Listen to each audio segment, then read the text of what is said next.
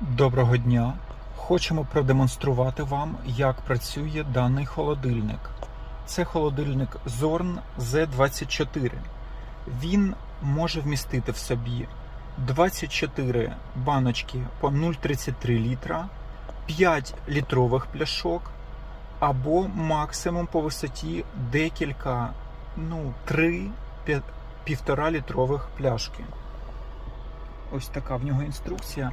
Працює він, відповідно, від автомобільної розетки на 24, 12 вольт, 120 Вт. І, відповідно, працює кулер, відводить тепло. Кришечка у нього така верхня, вона відщолкується.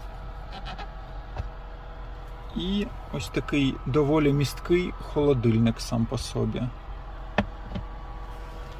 Працює трішки шумно, але це нормально, зато ваші продукти у спеку будуть прохолодними. І має ось таку для переноски ручку. Ось тут в нього збоку кабель живлення, підключення до машини, до автомобільної розетки на 12 вольт. Купуйте.